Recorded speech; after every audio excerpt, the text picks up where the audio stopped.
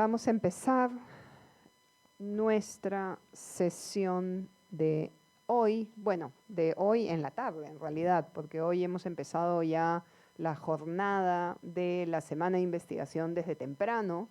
Hemos tenido eventos desde las 9 de la mañana, hoy día hemos tenido el simposio para bibliotecas universitarias, que ha sido todo un éxito, justo me están comentando.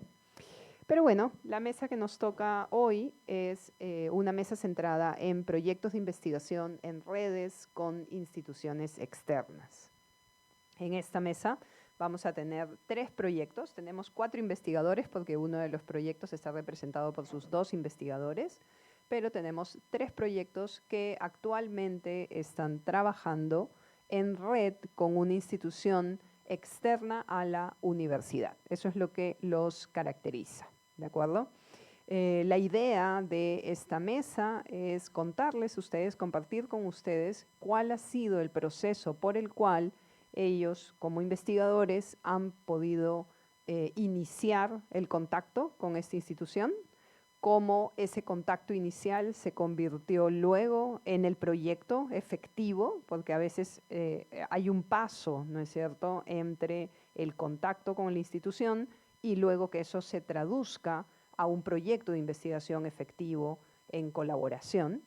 Y finalmente, ¿cuáles son los aprendizajes obtenidos de estas experiencias? Los proyectos están en distintos momentos de desarrollo, ya nos van a ir contando nuestros invitados. Entonces, vamos a empezar con el proyecto del doctor Gustavo Hernández Nieva y el magíster Pablo Vega Romá.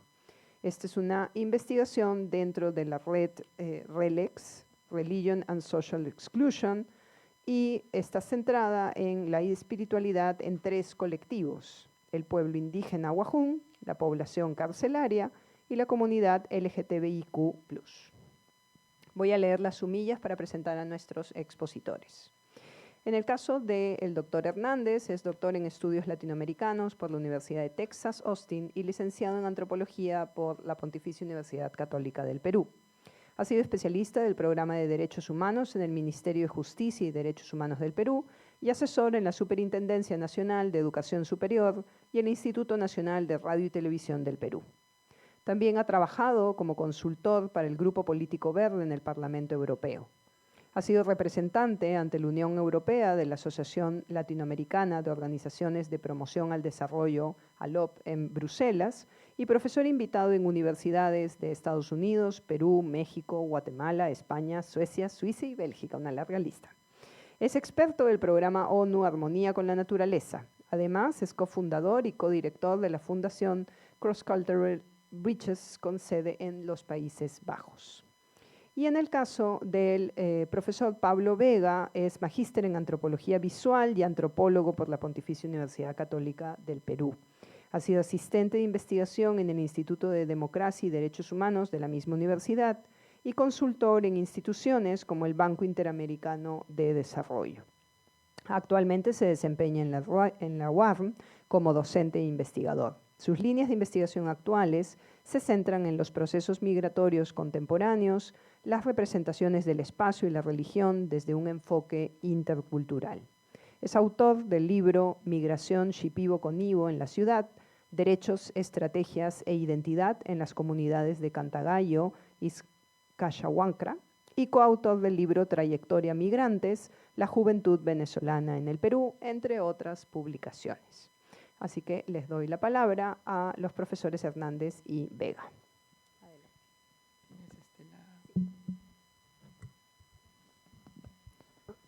Hola, ¿qué tal? ¿Se escucha, no? Sí. Bueno, buenas tardes con todos, con todas. Gracias por asistir el día de hoy.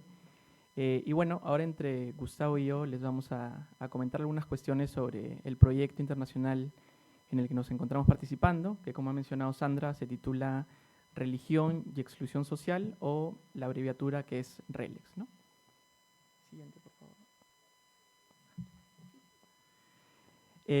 Bueno, rápidamente, esta investigación, nada más para contextualizar antes de entrar ya a materia, lo que busca a grandes rasgos es analizar cuál es la relación entre la religión y la exclusión social en 3 grupos poblacionales, ¿no? La población aguajún, la población en cárceles y la población LGTBIQ+. Y esta investigación se está llevando a cabo en 5 países de manera paralela, ¿no? En Perú, Finlandia, Filipinas, Ghana e India. Y los coordinadores generales del proyecto de investigación es la Universidad Awa Academy de la ciudad de Turku, en Finlandia, ¿no? Entonces, partiendo de la idea de que la exclusión social no solo tiene causas económicas, sino también culturales y políticas, lo que se busca en este proyecto es, digamos, el lugar que ocupa la religión como recurso, causa o respuesta ante la exclusión.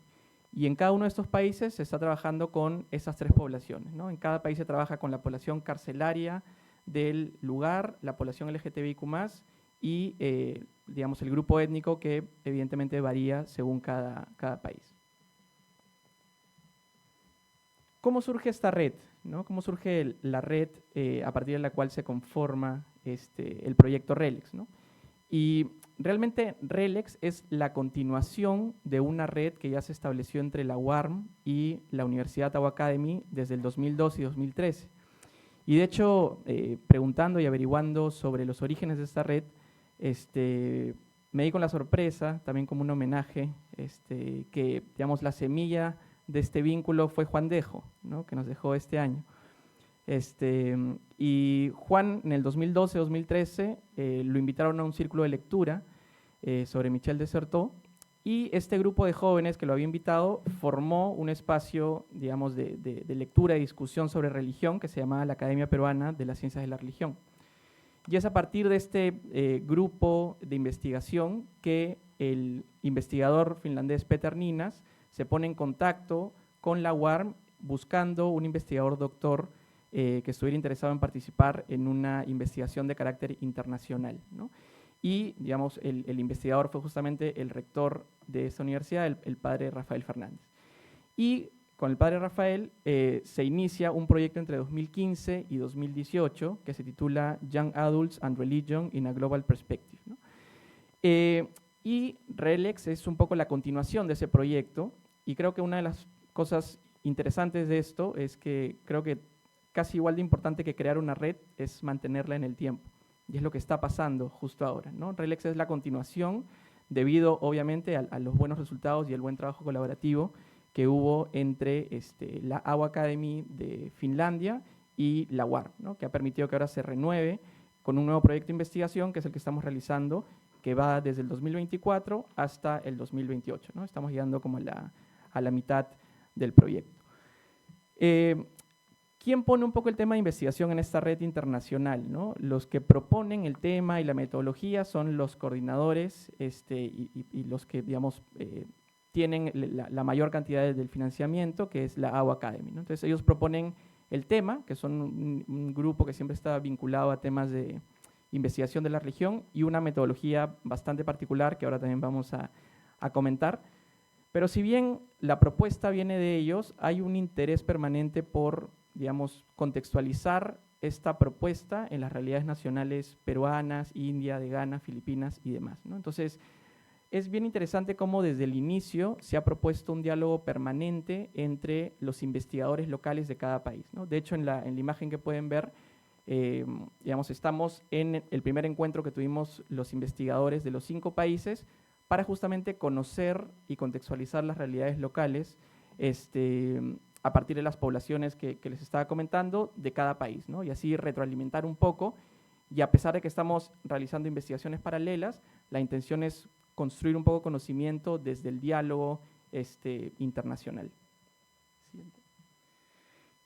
Y, digamos, conforme vamos avanzando en la investigación, que ya ha entrado a la fase de trabajo de campo, la intención es que el diálogo con los diferentes países no solo sea de coordinación, sino que realmente se proponga una construcción de conocimiento a partir de la difusión de la investigación desde su carácter internacional, ¿no? Entonces, además de las clásicas reuniones de coordinación, de avance, todos los años estamos yendo a algún evento académico, dígase seminario, congreso internacional, etcétera, donde vamos representantes de todos los países para compartir con la comunidad académica de investigación de múltiples países los avances, ¿no?, de la investigación. Y, digamos, una de las cosas que estamos viendo y que es bastante interesante y que ahora Gustavo a lo mejor puede comentar un poco mejor, es que lo que está pasando ahora, y es un poco también parte de lo complejo de las investigaciones internacionales, es que hay una expectativa, una metodología y una teoría que se propone desde el norte, ¿no? Desde Finlandia, desde el norte global, y después están las complejidades de aplicar esas metodologías a países del sur global, ¿no? O sea, Ghana, India, Perú, etcétera, ¿no? Y lo que estamos viendo es que digamos, esas expectativas se chocan también con realidades complejas, como son la peruana, con procesos históricos, tensiones culturales, etcétera, que hacen mucho más necesario el diálogo y la reconfiguración también en la práctica de estos procesos de investigación, ¿no? Que no solo, digamos, se piensan de un lado, sino que tienen que ser adaptados y contextualizados a la realidad nacional, ¿no? Y bueno, ahí lo dejo para que continúe un poco Gustavo. Sí, por favor. Muchísimas gracias. Brevemente vamos a compartir en qué fase técnica estamos de la investigación para finalmente abordar en los aprendizajes que ya Pablo los ha abierto y planteado inicialmente, ¿no? Una primera fase durante el primer año fue la llamada fase de investigación o investigación de gabinete, donde básicamente mapeamos todo lo escrito a nivel nacional e internacional referente a los 3 grupos objetivos: gente en prisión, grupo indígena, específicamente el grupo Aguajún, y la comunidad LGTBIQ+. Disculpen la mezcla. Eso fue el año pasado, y este año ya comenzamos la segunda fase, que es la fase de campo. Comenzamos específicamente con el grupo Aguajún, y ahí importa mucho los contactos previos y toda la articulación a través de las obras de la Compañía de Jesús, articuladas, por cierto, a la universidad. Comenzamos en septiembre del 2025 el trabajo de campo con el pueblo Aguajún en Bagua, y luego procedimos al trabajo de campo con la población en prisión, Sullana. Interesante porque mapeamos qué espacio se pudiera prestar mejor al trabajo que buscábamos. Había muchas cárceles, muchas prisiones, pero decidimos por diferentes razones esta cárcel en Sullana. Básicamente por el contacto, nuevamente, la red de articulación. Red es la palabra clave que emerge en todo momento, no solamente a nivel teórico, sino de contactos, y contactos, redes de la universidad nos facilitaron el trabajo en Sullana, y finalmente esta semana, mañana, Pablo, tenemos el trabajo de campo en Lima con la población LGTBIQB+.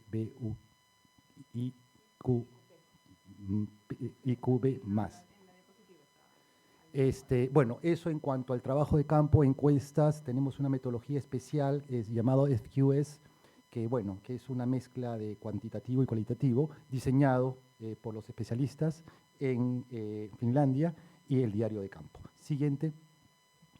Y además del trabajo de campo tenemos reuniones constantes de coordinación, como Pablo mencionó, trabajo articulado no solamente a nivel sur-norte, sino también entre los países que participan en la investigación, digamos, de manera bilateral. Y acá voy yo a cerrar con lo más importante, a mi entender, y así también lo entiende el equipo, los aprendizajes, ¿no? Y voy a responder a las preguntas finales de qué hemos aprendido del proceso de investigación, beneficios y desafíos, ¿no?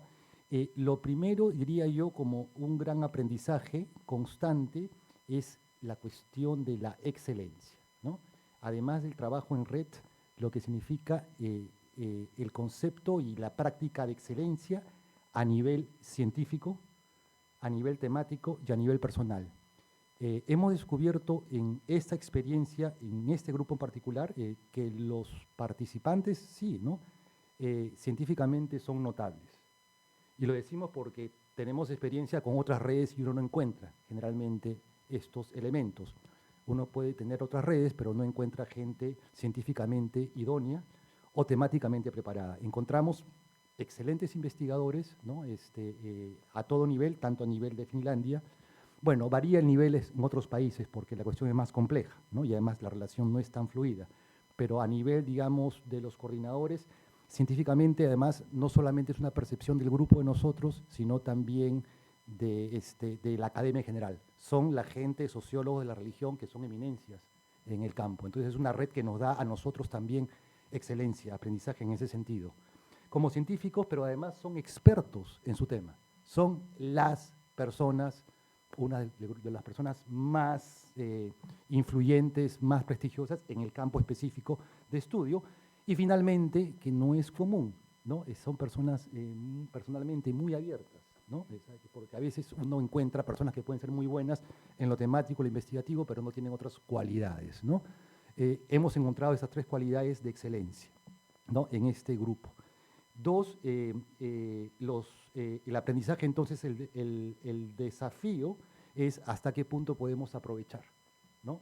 Como aprendizaje personal, además de lo pragmático que se ha dicho, ¿no? Las redes, ampliar presupuestos, financiamientos y publicaciones.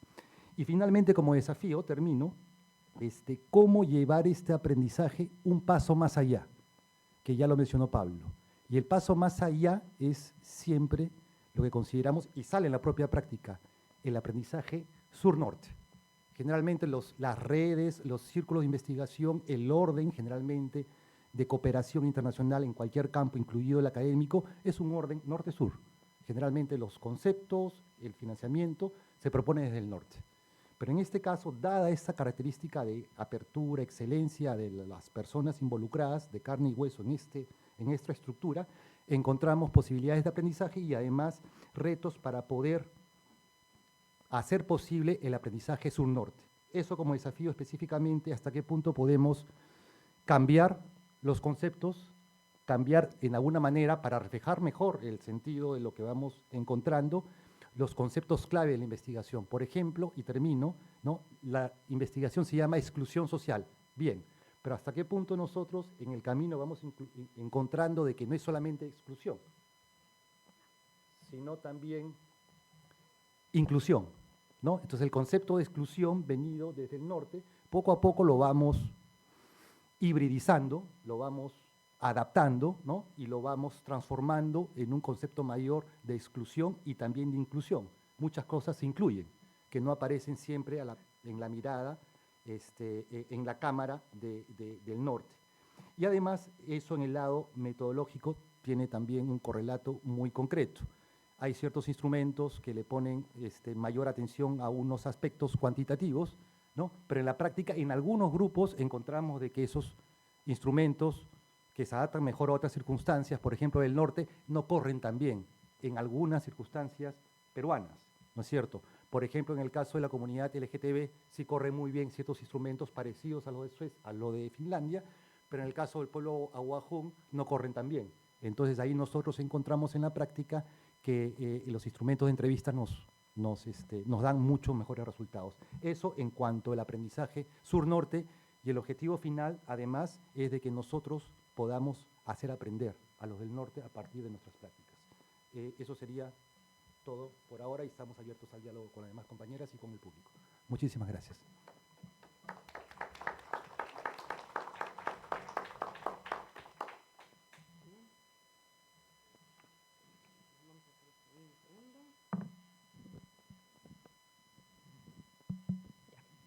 Excelente. Vamos a pasar ahora a la segunda exposición de la magíster Dafne Zapata Prato. El tema sobre el que nos va a hablar es postulación conjunta de una investigación sobre intervención psicosocial a través del arte con mujeres migrantes, que ha sido trabajada con la Universidad de Loyola. La profesora Zapata es magíster en psicología con mención en prevención e intervención con niños y adolescentes por la Universidad Femenina del Sagrado Corazón, licenciada en psicología por la Universidad Nacional Mayor de San Marcos. Se ha desempeñado como docente en la Universidad San Ignacio de Loyola, en IPAE y en la UADN, donde también fue directora general de Identidad y Misión y jefa del Servicio Psicológico. Actualmente se desempeña en la Ruiz como docente ordinaria auxiliar. Le doy la palabra a Dafne. ¿Qué tal? ¿Se escucha? Sí, buenas tardes, gracias. No, es una ayuda a memoria mía.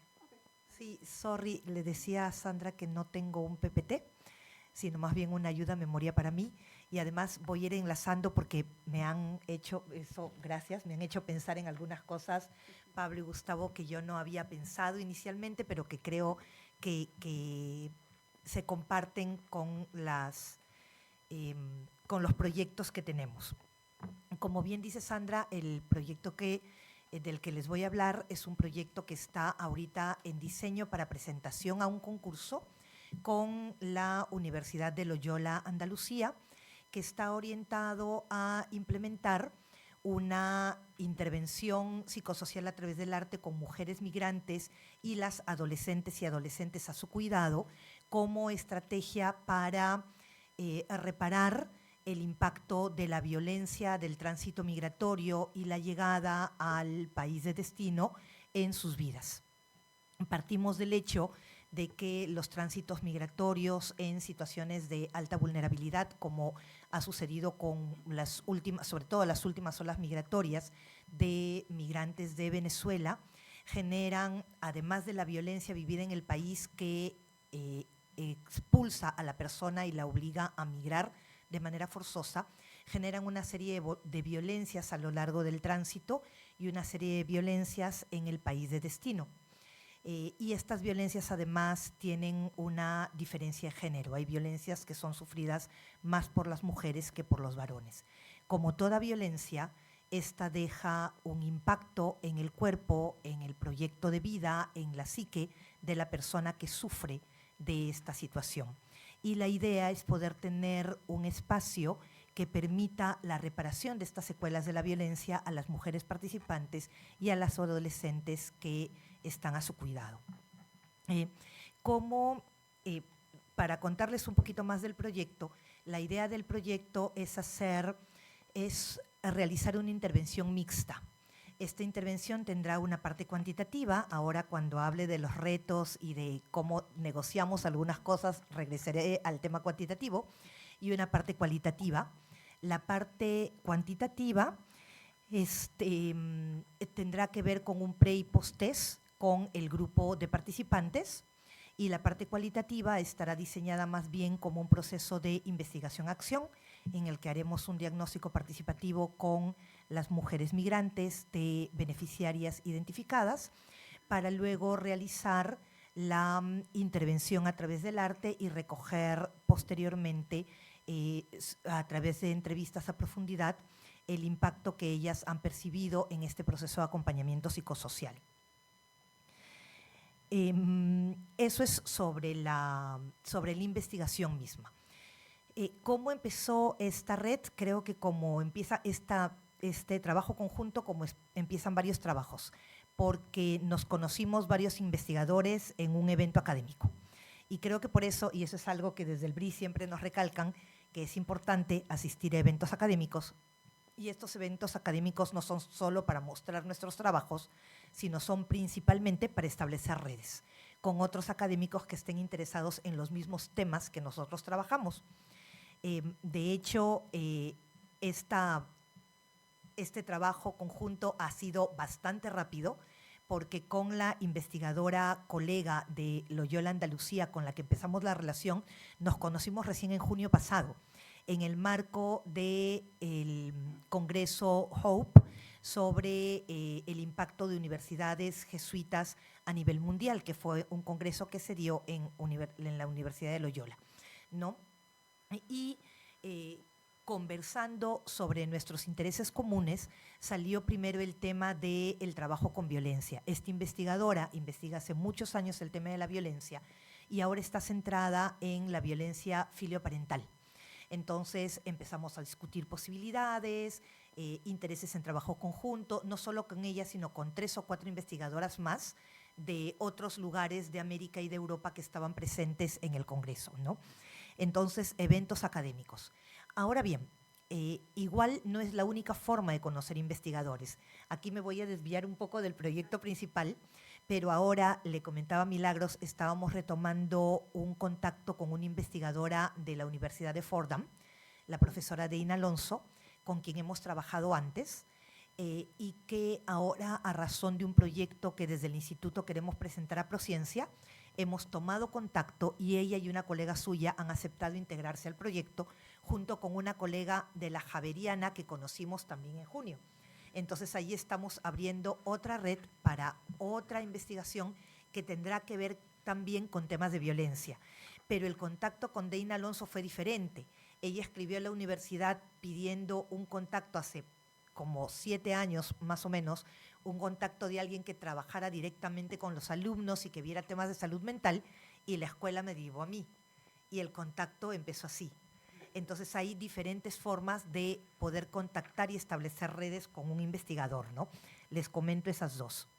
Ahora, ¿cómo surgió el tema de interés y cómo surgió esta investigación específica con Loyola?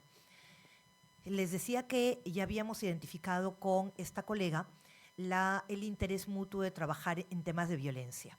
Y ella nos comentó a Sofía Chacaltana, directora del IED de aquí de la universidad, y a mí la posibilidad de postular a un proyecto juntas. Y conversando un poco más profundamente, este proyecto tenía que tener un elemento de innovación. Entonces, conversando le digo, dime, ¿y el proyecto de innovación era un proyecto de innovación social? El proyecto de innovación social puede tener que ver con trabajar herramientas de arte para la reparación de la violencia, porque esa es una de las cosas que me interesan a mí y que trabajamos en el instituto. Y ella trabajaba teatro desde el oprimido, teatro del oprimido.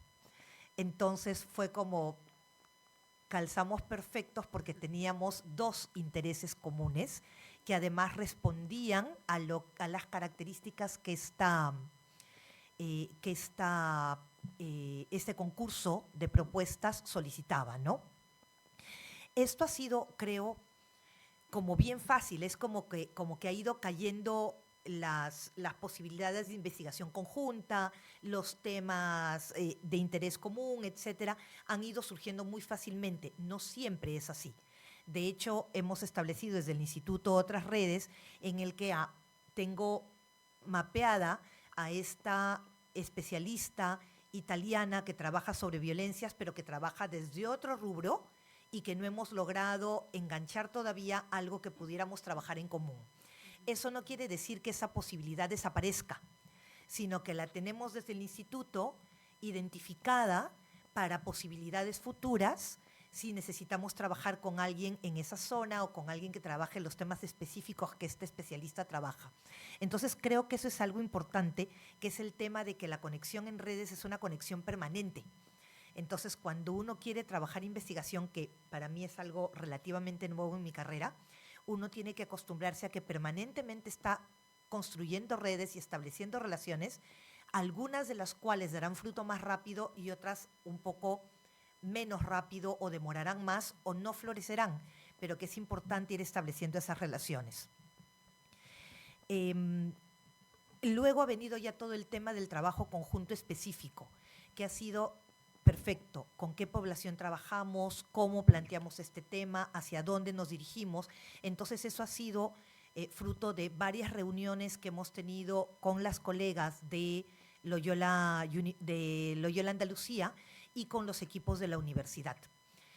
Para esto, para fortalecer el proyecto y tener diferentes perspectivas, tanto la colega de Loyola como quien habla, decidimos integrar a otras unidades de investigación de la universidad.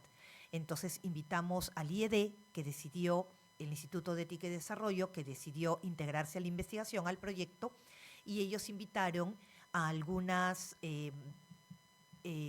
colegas de las áreas de arte de Loyola, que también decidieron integrarse al proyecto. A partir de estas conversaciones empezamos a hacer el diseño y salió este diseño que les comento de trabajar un pretest y un posttest y trabajar una investigación-acción con una intervención psicosocial, un acompañamiento psicosocial a través del arte. Y aquí les decía el tema de tener que negociar algunas cosas, porque desde la perspectiva que estábamos manejando el IED y el Instituto de Protección, nos era más interesante e importante trabajar todo el aspecto cualitativo, las entrevistas a profundidad, los procesos artísticos de las participantes, las entrevistas posteriores, etc.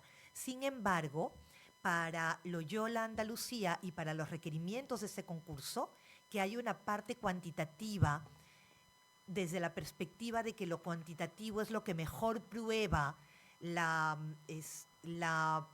fiabilidad de los resultados de una investigación, es importante.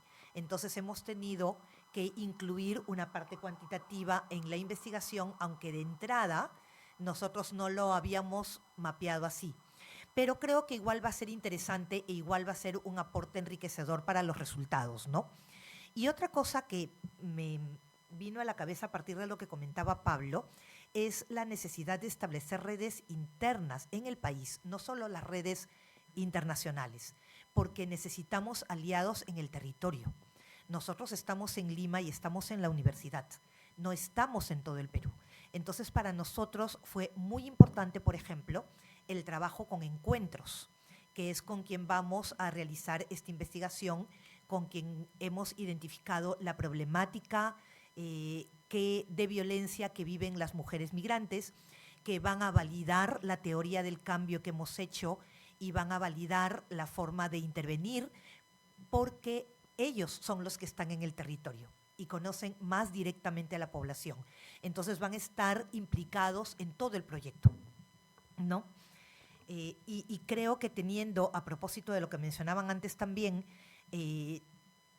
la posibilidad de aliarse con obras que tienen trabajos importantes e interesantes como las que tiene la Compañía de Jesús a lo largo de todo el país, es bien valioso poder relacionarnos con ellas y establecer alianzas que beneficien a las obras, a las poblaciones con las que trabajan y que permitan desarrollar investigación a la universidad, ¿no? Ahora, ¿qué ventajas vengo encontrando? Para mí es primera vez, siempre hemos hecho investigaciones chiquitas, alguna cosa con la profesora de Nueva York que les comentaba, pero también más bien pequeña, de trabajar en esta red más grande. Primero, el intercambio de aprendizajes. Estamos aprendiendo mutuamente. Desde temas que tienen que ver con el diseño de investigaciones mixtas, por ejemplo, que es algo que para mí es un proceso de aprendizaje actualmente, hasta temas que tienen que ver con la gestión de una postulación al proyecto de investigación, y de la publicación de los artículos posteriores. El día anteayer teníamos la reunión con las profesoras de Nueva York para el otro proyecto y les decíamos, este proyecto nos exige por lo menos una publicación indexada en Scopus. Ah, eso es fácil. Entonces, bueno, perfecto, si nos ayudan con eso. Entonces, tienen niveles de expertise en diferentes cosas de las que vamos aprendiendo, ¿no? Y nosotros también en cuanto a las características y a la situación de la realidad peruana, lo que funciona o no aquí, la situación socioeconómica, política, psicológica de las personas con las que vamos a trabajar, etc. La oportunidad de generar proyectos más potentes, grandes, con mayor impacto, que facilite la postulación y la búsqueda de financiamientos, que eso es importante también, porque no es fácil llevar a cabo una investigación con todos los elementos que esta investigación va a tener, si no tenemos un financiamiento para ello, y hacerlo conjuntamente potencia y enriquece el proyecto, pero también ayuda al tema de las postulaciones para financiamientos de los proyectos. A propósito de lo cual, este proyecto tiene otro elemento que, perdónenme, estoy medio desordenada, otro elemento que es importante, que es el proyecto, que es el tema de sostenibilidad. Y la sostenibilidad la vamos a hacer a partir de la formación del equipo de Encuentros y algunas instituciones aliadas en estrategias de intervención psicosocial a través del arte.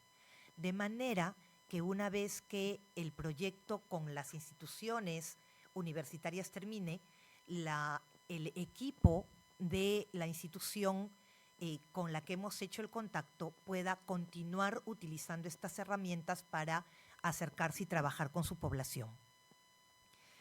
¿Qué desafíos estamos viendo? lo que les comentaba hace un momento del acuerdo sobre cómo va el proyecto, a dónde se presenta, qué roles asume cada uno. No hemos tenido tampoco problemas, es como mencionaban Gustavo y Pablo, hasta ahora hemos encontrado muy buenas personas. Sí tuvimos un riesgo de un problema que luego desde uno de los equipos nos dijeron, esta persona quiere estar, pero está poniendo ciertas condiciones que no son posibles para el proyecto.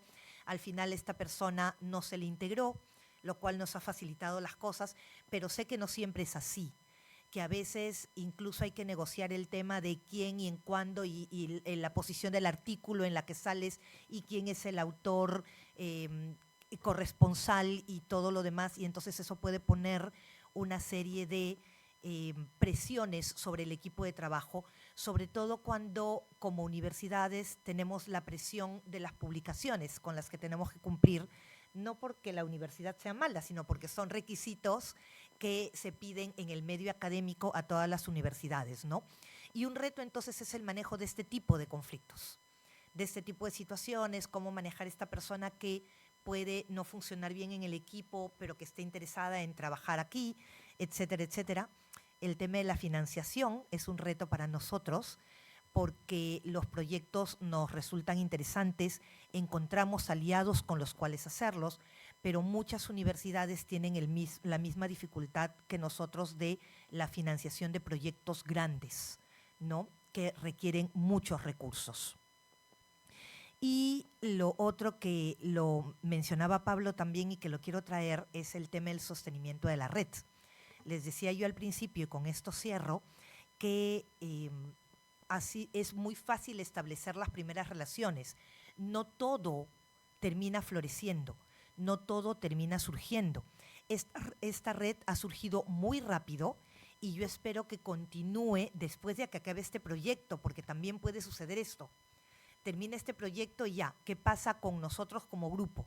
Vamos a seguir trabajando, hacia dónde más va esto, qué más puede salir de este proyecto, qué otras betas, qué otras preguntas pueden salir a partir de esto que encontramos en esta primera intervención y a partir de ello continuar investigando y continuar aportando. Pero no siempre eso es posible, ¿cierto? A veces pasa la investigación específica y luego ya pierdes conexión con las personas. Entonces, poder mantener la red es un ejercicio de trabajo y de esfuerzo conjunto también, ¿no? Eso. Gracias.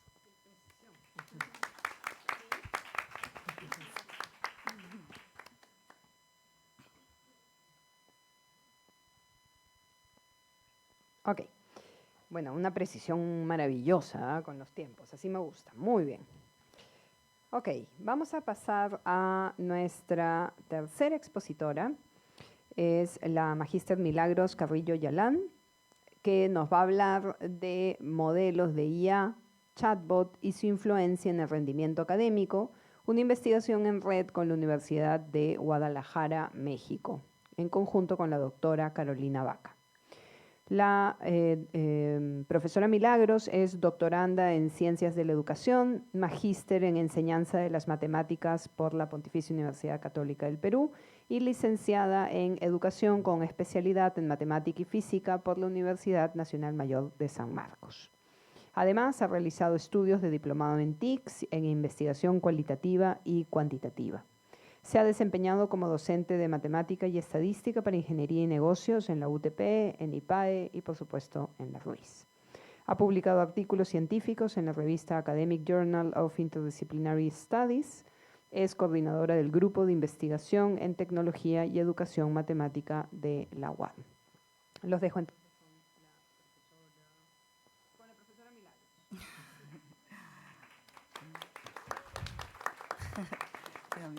Muchas gracias. Muy buenas noches. No sé si mi PPT. Ok, muy buenas noches con todos. Soy Milagros Carrillo.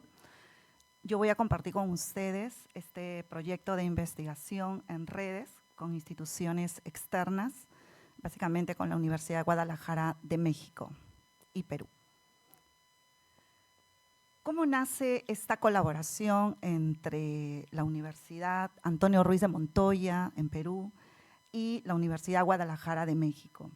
Bueno, nace con el único propósito de construir y mejorar lo que es la enseñanza y el aprendizaje de las matemáticas justamente de los estudiantes de universidades. Bien, ¿cómo inicia esta red? Esta red inicia en el 2017, todavía no formalmente. Inicia gracias a la beca Alianza Pacífico, ya que la doctora Carolina Vaca de la Universidad de Guadalajara de México realizó una estancia aquí en nuestra universidad. Ella compartió sala con muchos docentes de la Facultad de Ingeniería, de la Facultad de Humanidades también, y tuvimos y coincidimos con la idea de que cómo poder mejorar la enseñanza de las matemáticas a los estudiantes. Y compartiendo experiencias, ella me contaba que los estudiantes de la Universidad de Guadalajara tenían un alto porcentaje de desaprobados. Casi el 70% de estudiantes de la Facultad de Ingeniería desaprobaban en los cursos de cálculo diferencial, cálculo integral, cálculo multivariable. Y bueno, yo compartía con ella también esa preocupación en mis estudiantes acá en la universidad, que también tenían la misma dificultad. Matemática para ellos siempre ha sido un curso de mucho desafío desde la escuela. Ellos me contaban, por mis estudiantes, que nunca comprendían a los profesores de matemática en las escuelas de secundaria. Siempre había un divorcio entre ambos. Y bueno, y ese divorcio seguía en la universidad. Ya muchos estudiantes venían con esa predisposición de no querer aprender, que la matemática era muy difícil y bueno, había un problema porque se necesita de conocimientos matemáticos para poder seguir carreras de ingeniería, porque van a tener cursos de optimización y van a necesitar cursos de cálculo para poder llevar esta carrera. En el caso de humanidades, acá en nuestra universidad, el curso de matemática pertenece a las competencias generales de nuestra universidad. Cuando un estudiante termina una carrera, debe haber desarrollado dos tipos de competencias. Unas competencias específicas, que es netamente de su carrera, y las competencias generales, que justamente lo desarrolla el curso de matemática. El curso de matemática te permite resolver problemas, te permite dar solución. Y bueno, esa era nuestra dificultad. Entonces, en el 2019, decidimos ingresar por primera vez a un congreso. Postulamos a un congreso llamado RELME en Cuba y nos aceptaron nuestra ponencia, ya que nosotros iniciamos con la revisión de los sílabus por competencias. Queríamos saber cómo eran los sílabus en México y cómo era el sílabo acá en Ruiz de Montoya. Los contenidos eran casi semejantes, se podría decir casi iguales. Las metodologías también eran metodologías donde el docente dictaba, usaba pizarra, borrador como mota, ¿no? Y bueno, y plumones. Básicamente era un dictado más académico, el docente resuelve el problema, el estudiante escucha, continúa el mismo proceso y eso era todo. Entonces no había algo de innovación, algo que nos garantice que efectivamente el estudiante quiera seguir el curso de matemática y termine el curso, ¿no? Porque ese es el primer curso de todas las carreras, es un curso transversal. Y bueno, nos presentamos al Congreso de Cuba. En Cuba conocimos a dos doctores, la doctora Juliana Villarreal de la Universidad de la UPC, la Universidad de Ciencias Aplicadas, y Luis Príncipe, que también era de la UPC. Ellos compartían nuestras mismas inquietudes, nuestros mismos problemas, porque en UPC también había un alto porcentaje de desaprobados.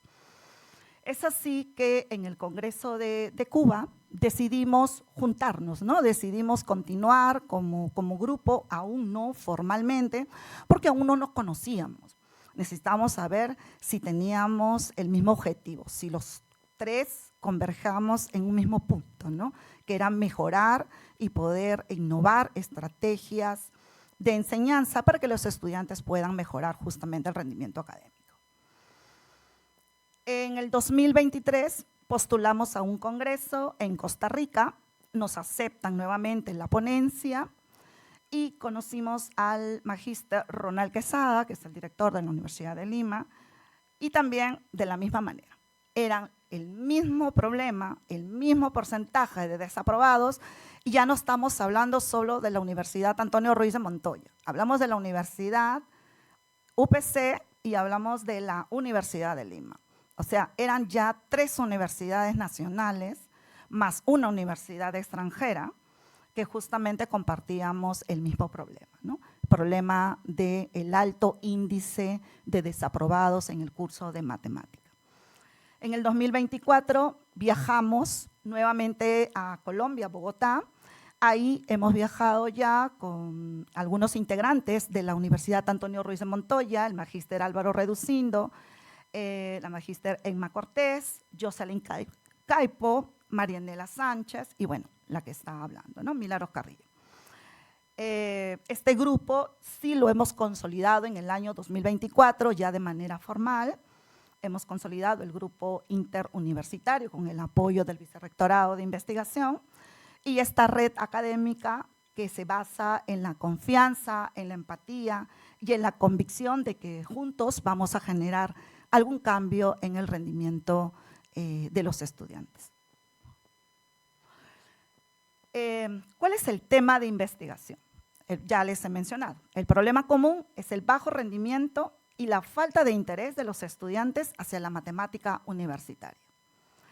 Iniciamos justamente la revisión por competencias en la revista científica en el 2023, lo publicamos, y combinamos esto con la tecnología, con el aprendizaje activo, con el aula invertida, con el uso del Nearpod, así como el desarrollo del chatbot educativo para acompañar a los estudiantes fuera del aula.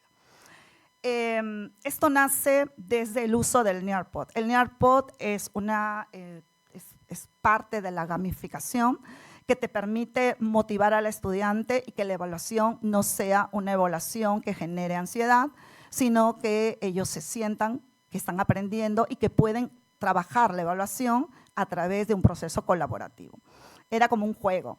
Cuando se le preguntó a los estudiantes si alguna vez los habían evaluado jugando, dijeron que no.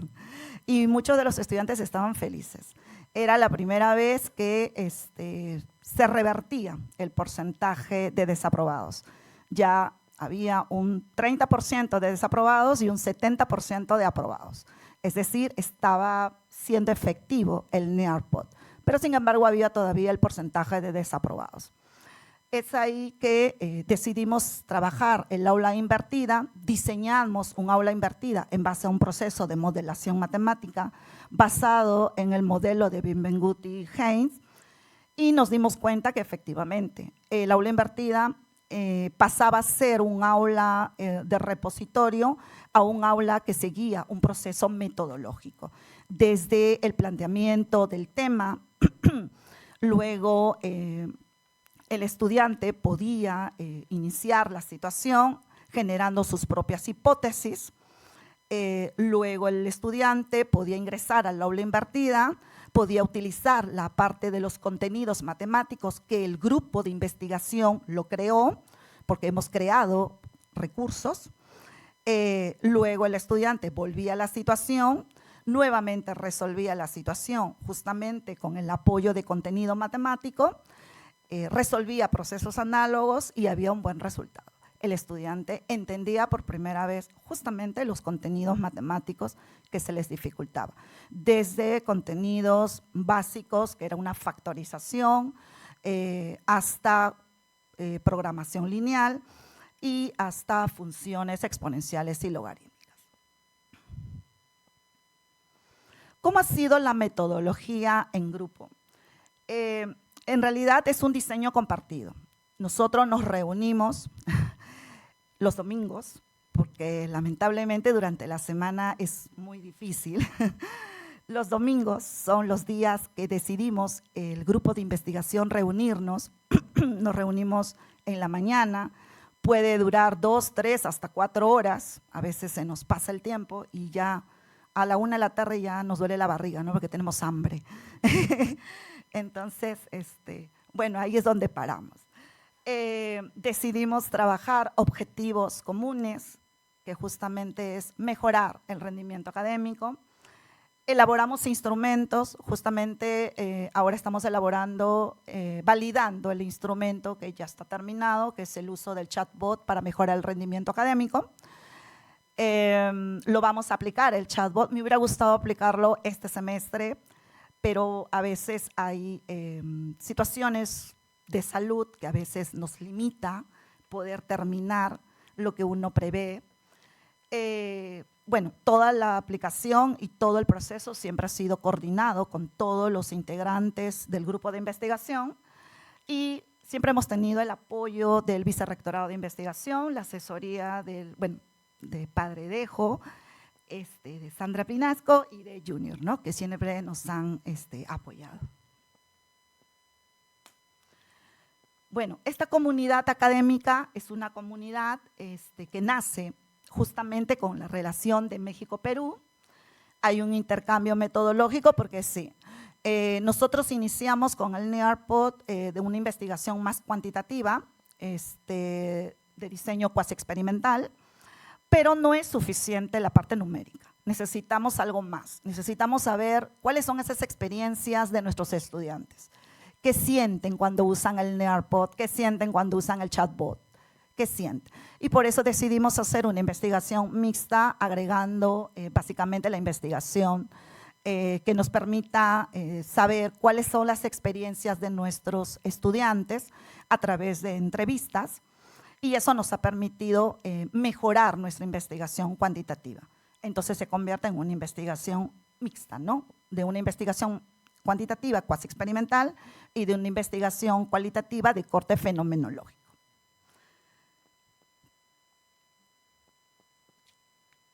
¿Qué desafíos hemos enfrentado? Bueno, sí, tenemos muchos desafíos.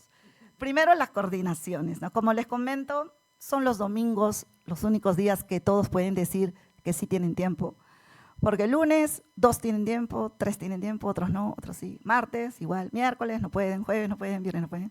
Ya domingo sí pueden. Entonces, coincidimos con domingo. Limitaciones tecnológicas, sí, a mí me gustaría que todos los estudiantes pudieran tener su laptop, su iPad. Actualmente hacemos matemática con GeoGebra. Mis alumnos que están acá presentes usan el GeoGebra, dan el examen con GeoGebra, con su formulario, y yo lo siento que les da tranquilidad, porque es parte del aprendizaje. Y eso genera que ellos no le tengan miedo a las matemáticas. Al contrario, yo les he dicho que el curso de matemática les va a permitir desarrollar muchas competencias, entre ellos competencias matemáticas que lo van a necesitar, habilidades muy importantes, como es justamente la resolución de problemas, y bueno, y ellos saben que sí, que están ahí, que nosotros los profesores estamos para ayudarlos, ¿no? Siempre les he dicho eso.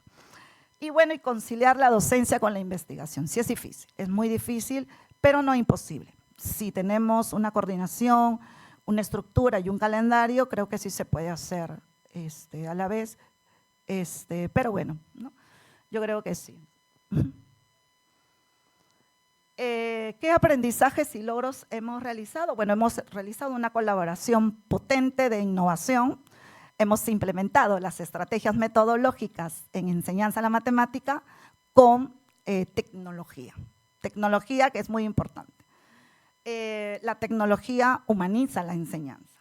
Estamos pronto a aplicar nuestro chatbot, ahí está un diseño chiquito nomás, la parte inicial, pero nosotros tenemos nuestro chatbot que se llama Ruicino porque ha sido parte de un proyecto de investigación que ganamos y que gracias a lo que hemos ganado, el Vicerrectorado de Investigación financió ese proyecto. Actualmente ha pasado ya a lo que es el proceso de la patente, también tenemos el derecho de autor.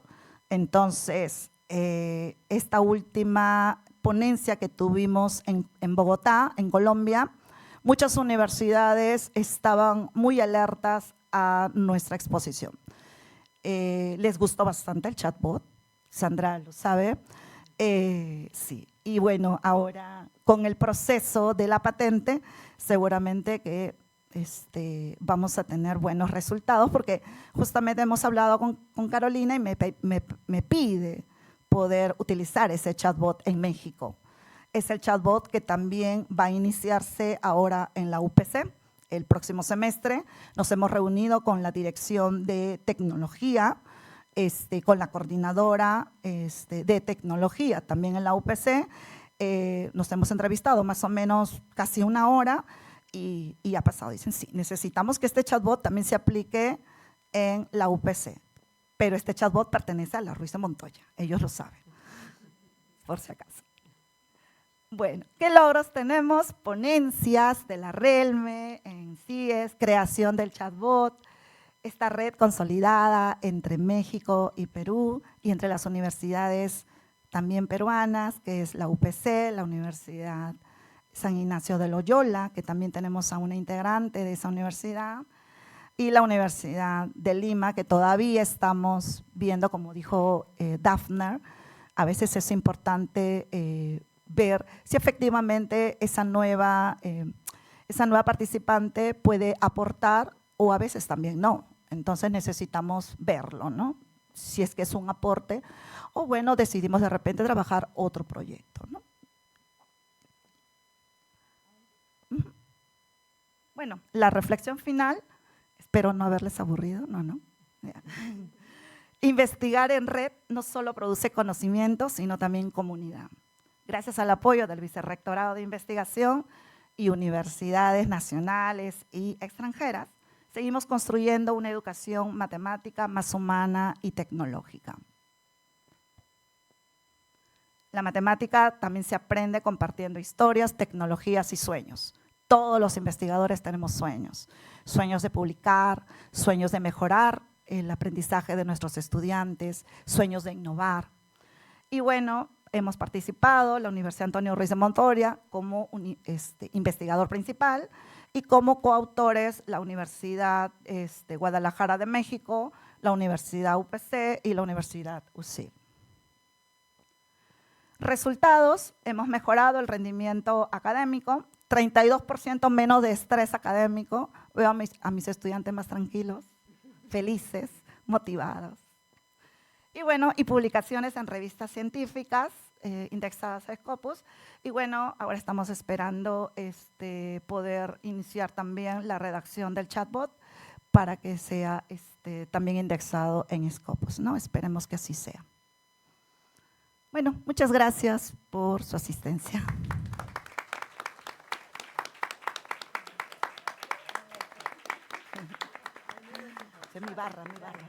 Mi barra. Veo que acá hay un club de fans de Milagros. Qué bueno, se lo merece. Bueno, agradecemos a los expositores y ahora vamos a pasar a un poco un diálogo que espero fomentar con un par de preguntas que he ido recogiendo de sus exposiciones. Una pregunta que me parece que quedó en el tintero de las exposiciones, porque la idea era esa, que queden temas para discutir, es que la lanzo para todos. ¿Qué diferencia hay cuando el presupuesto viene de la otra institución? Que en uno de los casos lo hemos visto así, es decir, hay una institución con la que se trabaja que es la que pone el presupuesto completo del proyecto y que en principio son los investigadores principales, y uno como investigador se está sumando a ese proyecto como un investigador asociado, ¿no? Como una institución asociada. ¿Y cuál es la diferencia cuando uno más bien, por ejemplo en el caso de Daphne, está desde el inicio como investigador principal, o en el caso de Milagros lo mismo, de hecho Milagros como investigadora principal única, y en el caso de Dafne como investigadora principal, pero en el mismo nivel, digamos, de responsabilidad que la otra institución. Entonces, ¿qué pasa con el presupuesto? ¿Qué pasa con las decisiones metodológicas que también estaban mencionando? ¿Qué pasa con los resultados también? ¿Qué se puede publicar? ¿Qué no? Esa es una primera pregunta que quería lanzar, a ver qué quieren comentarnos.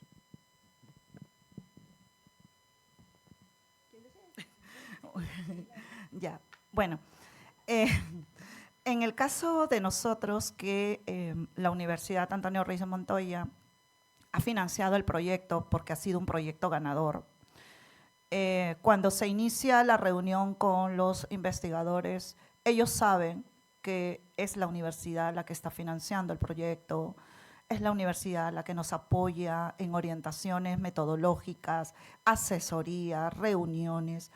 Y bueno, ellos son conscientes, saben que el investigador principal, en este caso quien habla, si bien es cierto, no toma las decisiones arbitrariamente, sino son decisiones en grupo, pero yo siento que hay un cariño.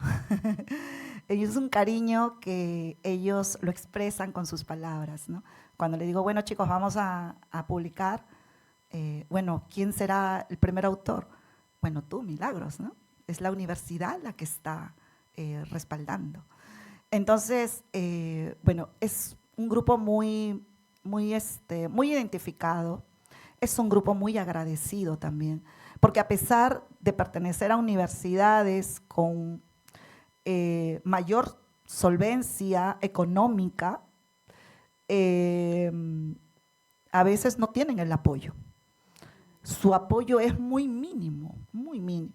Y solamente cambian la mirada cuando ven que un proyecto impacta, como es el caso del chatbot. ¿No? El caso del chatbot, que fue una ponencia internacional, seguramente, y grabado, entonces ellos saben que es un proyecto que llama mucho la atención, porque ahora la IA está en boom, ¿no? Pero eso es lo que nuestro grupo… No he tenido problemas hasta el momento, porque venimos trabajando desde el 2017, nos conocemos, somos amigos. Nuestro objetivo es publicar, nuestro objetivo es hacer publicaciones y presentar a la comunidad de investigación, de educación matemática, lo que hacemos nosotros como docentes. Nuestro objetivo es que nos conozcan, que sepan que hacemos algo por nuestros estudiantes. Eso es nuestro único objetivo. Entonces, nunca hemos tenido ningún problema, hasta ahora, no sé, no hemos tenido problema y bueno, ese es en el caso de mi grupo de investigación, ¿no? A ver, quiero hacer una comparación porque he tenido las dos experiencias. En la primera publicación que tuve en mi vida con esta profesora Dana Alonso de Fordham University, ella vino ya con su propuesta hecha y me invitó a incluirme, la acompañé en el proceso de levantamiento de data, ayudé a construir, era un trabajo con focus group, ayudé a construir el tema de a qué focus group íbamos, qué poblaciones teníamos que ver, discutir resultados y lo que íbamos encontrando, pero yo no tenía mayor injerencia que esa porque era una financiación de su universidad con una metodología que ella ya había planteado. Y entonces buscaba a alguien con quien asociarse aquí, pero venía con todo. Y ella es sumamente abierta y muy capaz de escuchar, pero no hay el mismo margen de maniobra que cuando el proyecto es tuyo, ¿no? En este otro caso, en el de Andalucía, claro, el proyecto surgió de esta otra colega Shirley y de mí. Entonces, y ella fue clara desde el principio. De hecho, invitamos a otras personas a integrar el proyecto y ella muy asertivamente el primer día del proyecto dijo, por ejemplo, esta persona que está interesada en trabajar cosas de cuerpo, que trabaja desde el arte, es bailarín y trabaja cuerpo, perfecto.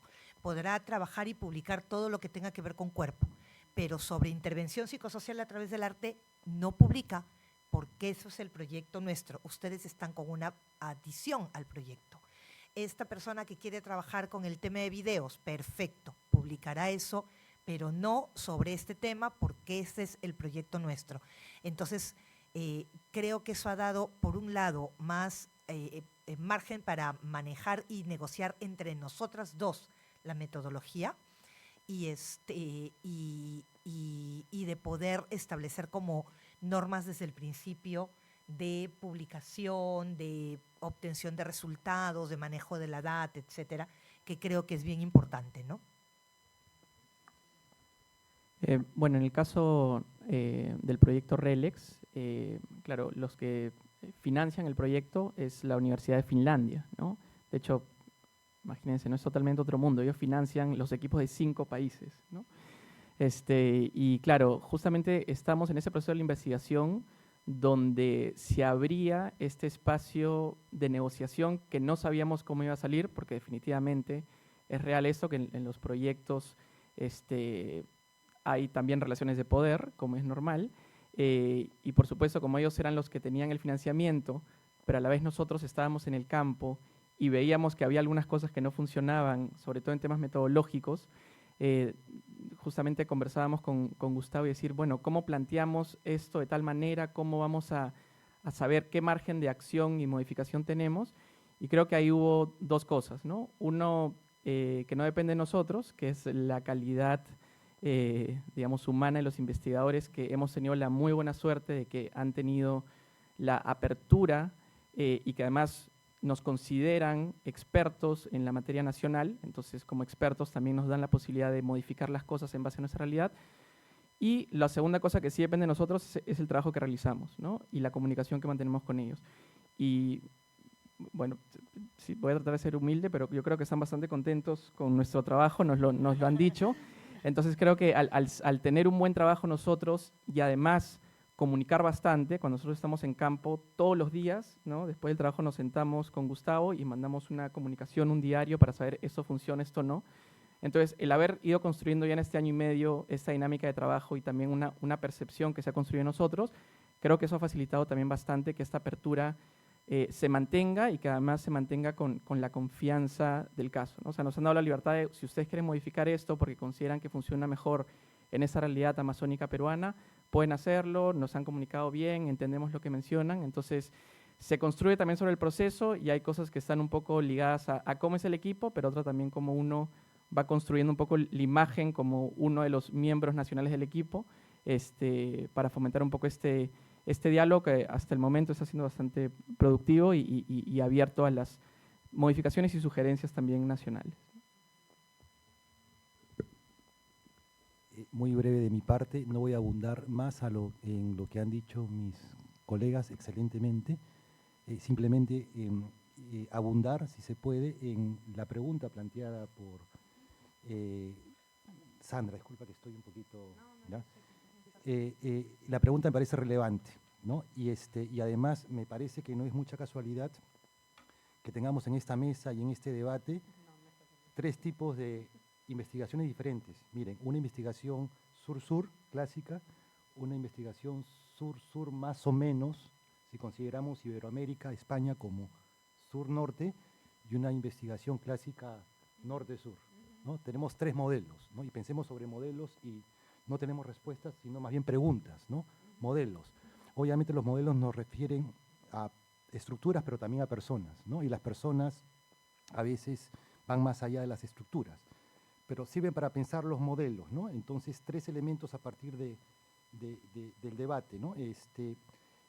Primero, la importancia que se dijo antes de las redes, ¿no? Entonces, tenemos diferentes tipos de redes nacionales, internacionales, redes como cadenas de valor, ¿no?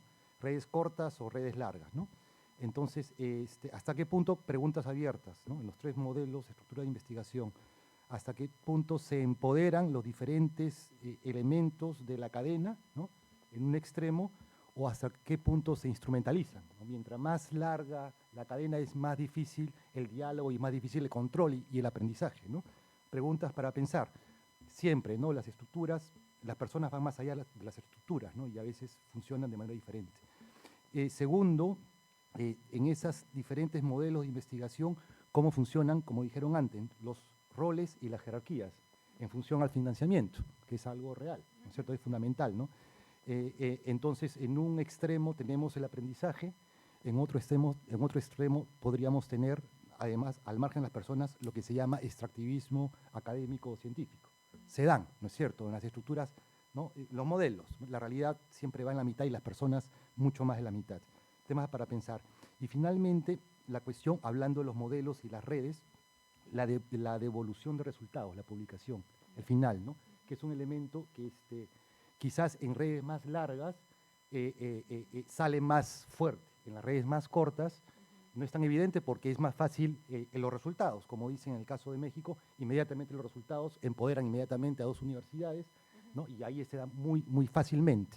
Pero cuando las redes son más largas, que tienen sus ventajas y desventajas, ¿qué resultados tenemos? ¿Y cuándo llegan los resultados, ¿no? Si llegarán algún día. Nosotros tenemos alguna capacidad de presentar resultados como pueblo Wajún, tenemos que pensar eso desde los elementos que se van planteando en Finlandia. Entonces son temas para, ¿no?, para seguir reflexionando, nada más. Excelente, muchas gracias, porque me parece muy rico que, sí, de hecho, a propósito, elegimos proyectos que fuesen de distintos tipos de redes para tratar de tener un panorama amplio, porque aunque hay algunos elementos en común que han surgido, ahí creo que hay que rescatar sobre todo el tema del mantenimiento de la red, que me parece central, cómo una red puede a veces entrar en un periodo de latencia, porque no hay un proyecto efectivo, pero uno igual tiene que estar escribiendo un correo de vez en cuando, ¿en qué estás? Mira, nos reunimos una vez, oye, podríamos hacer un evento, algo que no necesariamente sea un proyecto, pero algo que mantenga viva la red, el contacto. Y lo otro muy importante es también, así como la mantienes, también tienes que aterrizarla, ¿no? Una red no se vuelve una red efectiva hasta que no tienes un proyecto. Y eso nos lo dicen siempre. O sea, nosotros también hemos aprendido desde la Oficina de Desarrollo e Investigación que las redes, cuando tú le tocas la puerta a una universidad, sobre todo universidades grandes, siempre te dicen, bueno, sí, yo estoy abierto, pero si no hay algo concreto en donde tienes a 2 profesores, uno tuyo y uno mío, trabajando, hablamos luego, ¿no? Y después veremos el convenio y toda la cuestión legal. Entonces, hay que aterrizar en proyectos concretos, que es el otro punto. Así que es un delicado equilibrio entre mantener la red y concretarla, ¿no? No sé, hay preguntas del público, por favor. Tenemos unos minutos más, por si hubiera alguien que quiere hacer alguna pregunta a alguien en especial o a todo el panel. ¿Ahí hay una pregunta? Ya, un segundo te van a dar un micrófono.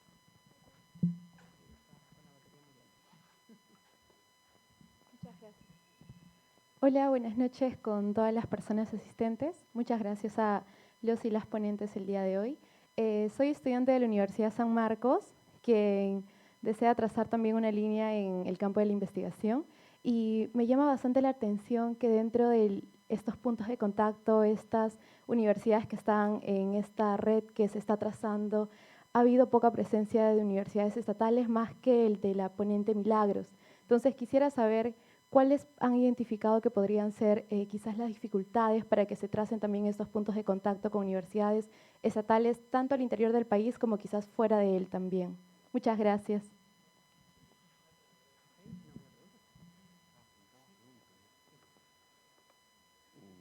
¿Puedo pensar? Tendría que pensar mejor. Perdón, muchas gracias por las presentaciones. Quería pensar mejor mi pregunta. En realidad se ha dicho, pero como estas investigaciones suponen pasar norte-sur, sur-sur, etcétera, se ha dicho ya el tema de la adaptabilidad y quisiera añadir el tema de la traductibilidad, es decir, cuánto se puede traducir esto que se hace de una realidad a otra, cuántas veces se han enfrentado, bueno, Gustavo y Pablo han hablado del tema de la población ahuajú y de los instrumentos que utilizaron para levantar información, pero digamos cuántas veces y digamos, a ver, ¿cómo expresarlo? ¿cómo se levantan o cómo han levantado ese tipo de impases, de dificultades de traductibilidad o de adaptación a las realidades y contextos más específicamente locales? No sé si se entiende la pregunta.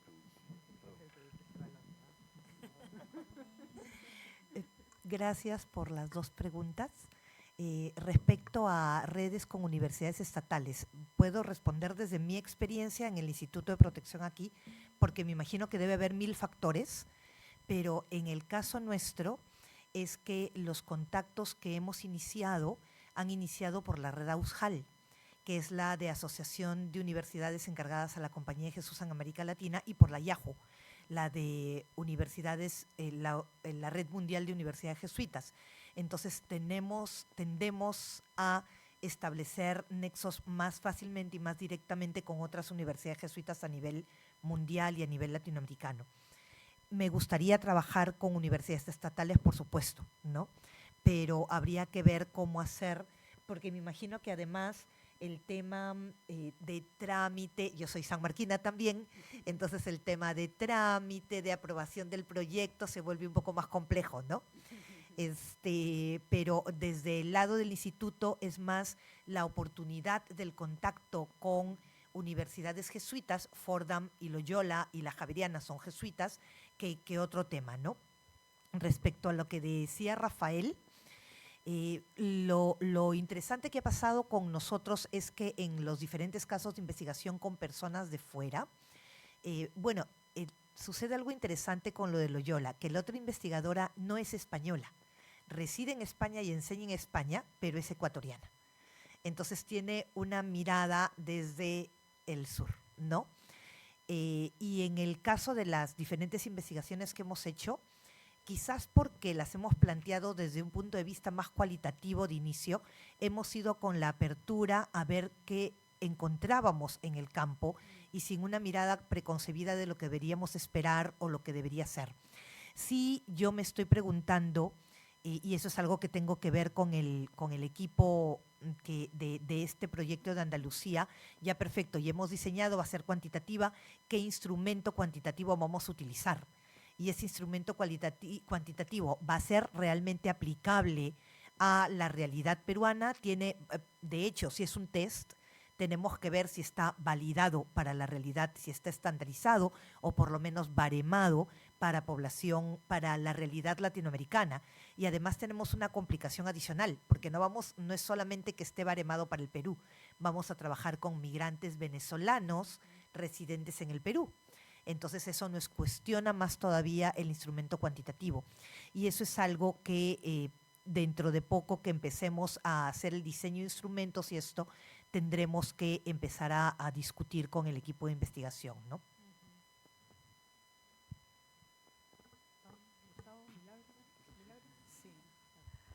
Bueno, en el caso de nuestro proyecto de investigación, nace justamente con la beca Alianza Pacífico. Gracias a esta beca, nosotros tuvimos a esta doctora como una doctora en estancia en esta universidad. Estuvo casi un año entero y eso nos permitió poder conocerla, poder saber si sus dificultades eran las mismas que teníamos nosotros acá. Y bueno, a pesar de ser una universidad grande, porque la Universidad Guadalajara de México es inmensa, es estatal inmensa, también tenían las mismas dificultades que nuestra universidad. Entonces, coincidimos en poder generar estrategias didácticas que nos permitían mejorar el rendimiento. Hace unos meses atrás tuvimos la presencia de José María, profesor de la Universidad de Loyola, que también estaba trabajando el chatbot. A mí me sorprendió porque trabajaba en los mismos meses simultáneos que nosotros aquí en Perú. Yo no sabía que ellos trabajaban el chatbot en España. Cuando él estuvo aquí en La Ruiz, siendo una estancia, me di con la sorpresa. Él hablaba de utilizar el chatbot usando las teorías de situaciones didácticas de Brousseau. Pero yo usaba el chatbot utilizando la modelación matemática de Bienvengut y Haynes. Entonces, él me preguntó por qué estaba trabajando la modelación matemática de Bienvengut y Haynes y no la teoría de situaciones de Brousseau, que es francesa. Básicamente era por la realidad. Ellos aplicaban en colegios, y es que la teoría de situaciones didácticas se aplica en colegios, en escuelas. En cambio, la modelación matemática es una estrategia metodológica que se aplica en los primeros años de la universidad, en vida universitaria. Entonces, claro, él insistía que la teoría de situaciones era mejor y yo también insistía que la modelación matemática también era mejor. Pero me gustó, ¿no?, el hecho de poder conocer investigadores que también tenían nuestra misma idea, ¿no?, el chatbot, y que habían generado el chatbot justamente con estas teorías de situaciones, porque la teoría de situaciones también tiene pasos, procesos, y no era un chatbot como el que tenemos, ¿no?, el tipo ChatGPT, que yo ingreso la pregunta y el ChatGPT me da la respuesta. Nuestro chatbot es un tutor virtual, es un tutor que te va a acompañar siempre, las 24/7. Tú le vas a pedir que te ayude en el tema de función lineal, por ejemplo, y él no te va a dar la respuesta, porque trabaja como un tutor, como un profesor. Lo que él te va a decir es, ok, te voy a ayudar, tranquilo, respira profundo, porque es empático nuestro tutor, así es empático nuestro bot. Él te va a dar una situación y te va a decir, necesito que tú generes tus hipótesis, quiero conocer tus conceptos previos.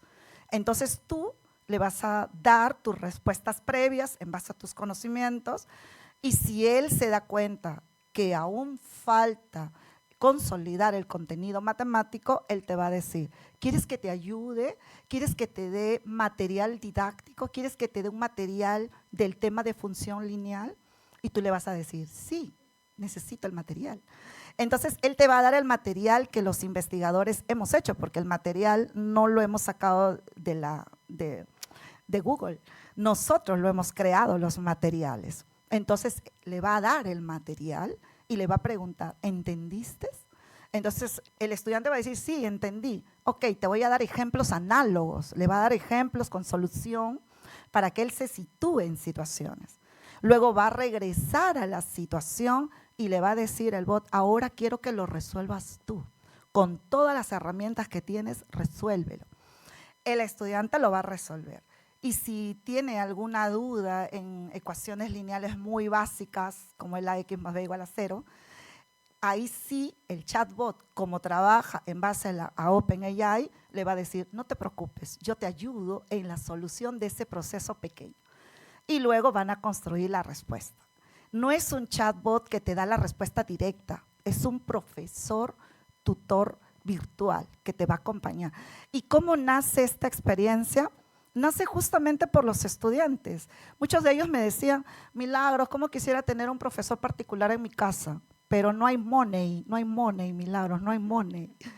Entonces yo le decía, bueno, vamos a construir algo. Y justamente gracias al apoyo de mis estudiantes fue que se generó esta idea del chatbot. Entonces vamos a construir un tutor virtual que te permita ayudar. Y por eso aparece esto del chatbot, pues, ¿no?, para mejorar el rendimiento académico. Eso es.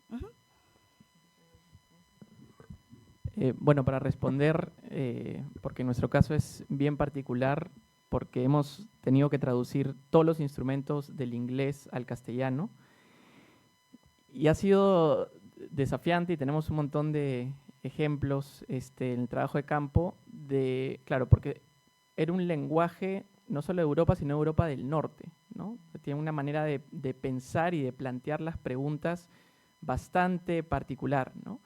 Entonces, lo que habíamos hecho, con todo un proceso detrás, con traductores y demás, una traducción doble de comprobación para saber que los enunciados que nos habían dado estaban correctamente traducidos, y digamos, esa parte fue sencilla, ¿no?, más o menos.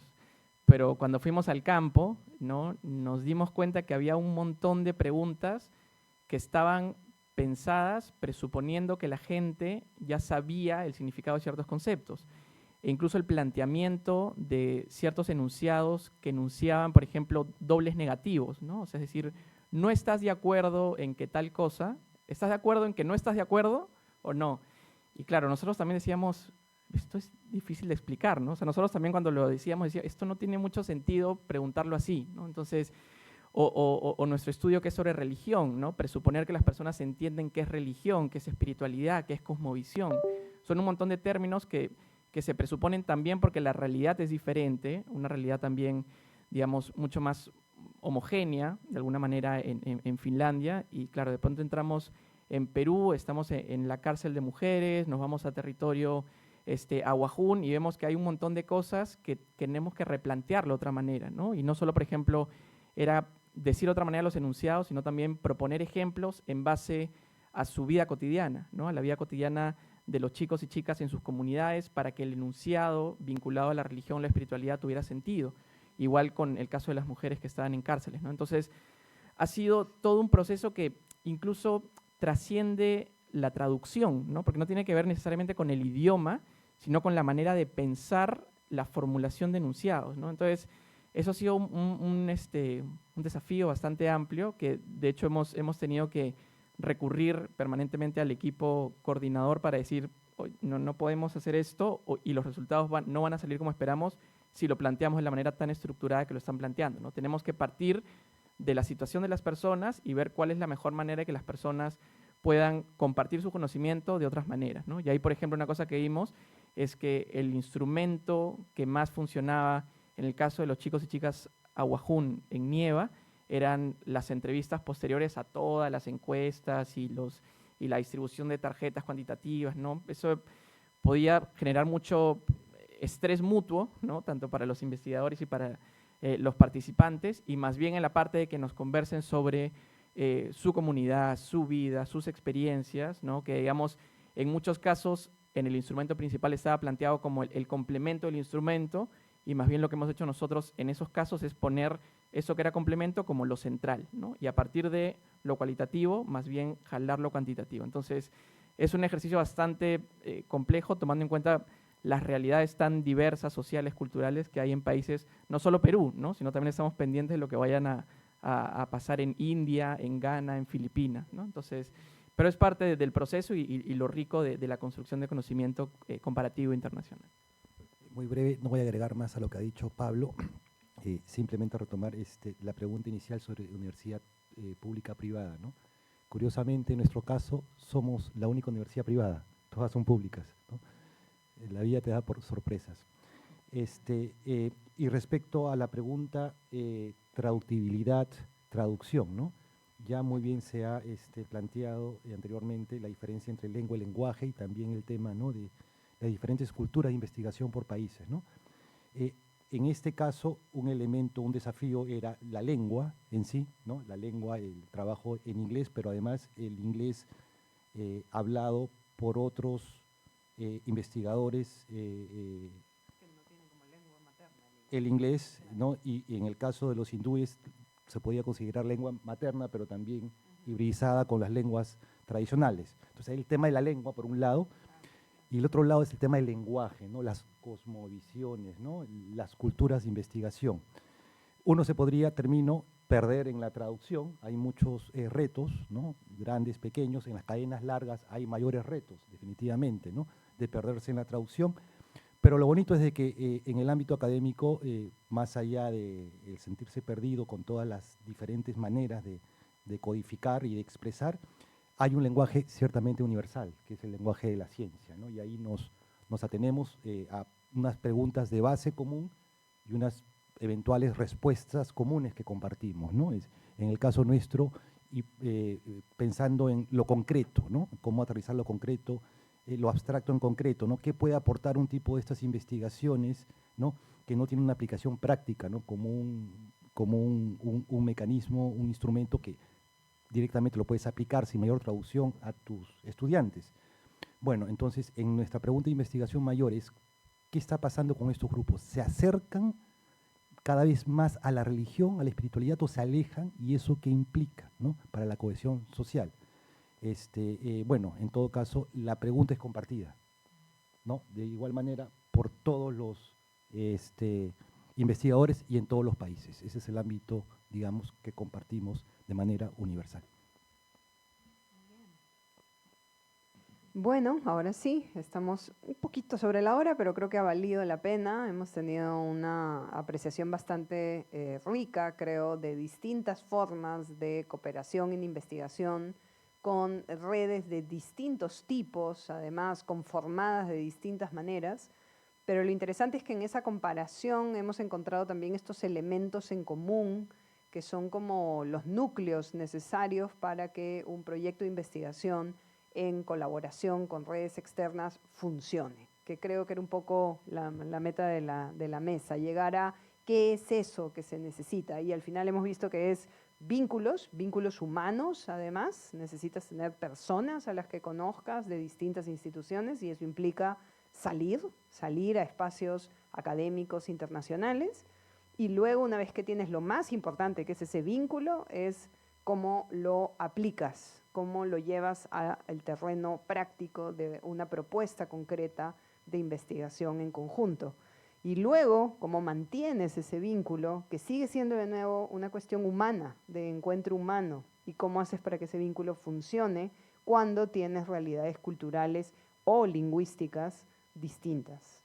Así que me parece que hemos llegado un poco a nuestro objetivo en esta mesa. Entonces, les agradezco muchísimo, Milagros, Dafne, Pablo, Gustavo, muchas gracias, ha estado sumamente interesante, y gracias a ustedes por acompañarnos.